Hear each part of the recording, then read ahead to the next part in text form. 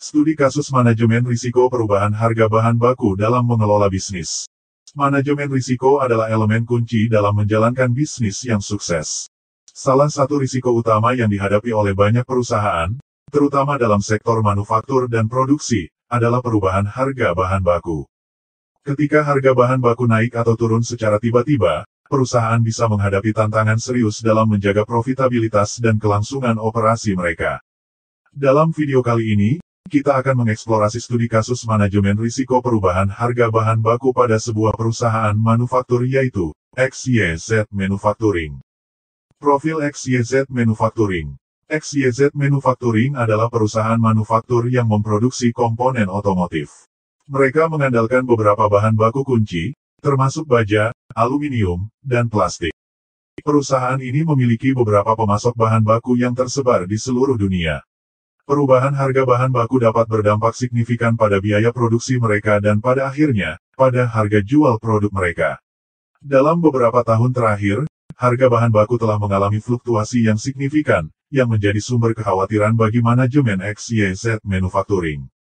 Identifikasi risiko. Langkah pertama dalam manajemen risiko perubahan harga bahan baku adalah mengidentifikasi risiko tersebut. XYZ Manufacturing mulai dengan menganalisis semua bahan baku yang digunakan dalam produksi mereka dan mengidentifikasi pemasok utama. Mereka juga memantau faktor-faktor eksternal yang dapat memengaruhi harga bahan baku, seperti perubahan dalam kondisi pasar global dan faktor geopolitik. Analisis dampak. Setelah mengidentifikasi risiko, XYZ Manufacturing melakukan analisis dampak. Mereka mengukur bagaimana perubahan harga bahan baku dapat memengaruhi biaya produksi mereka, harga jual produk, dan laba bersih. Mereka juga mempertimbangkan dampaknya terhadap daya saing mereka di pasar otomotif yang sangat kompetitif. Evaluasi strategi manajemen risiko. Setelah memahami dampak perubahan harga bahan baku, XYZ Manufacturing mulai mengevaluasi strategi manajemen risiko yang tersedia. Beberapa strategi yang mereka pertimbangkan adalah 1. Kontrak harga jangka panjang. XYZ Manufacturing mempertimbangkan untuk menjalin kontrak jangka panjang dengan pemasok bahan baku utama mereka. Ini akan memberikan stabilitas harga bahan baku selama beberapa tahun ke depan.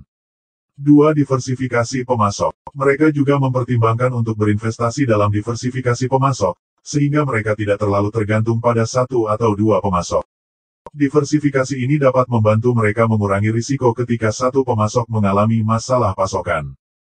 3. Hedging keuangan. XYZ Manufacturing juga mempertimbangkan untuk menggunakan instrumen keuangan, seperti kontrak berjangka komoditas, untuk melindungi diri dari fluktuasi harga bahan baku. Implementasi strategi manajemen risiko. Setelah memilih strategi-strategi yang sesuai, XYZ Manufacturing mengimplementasikannya.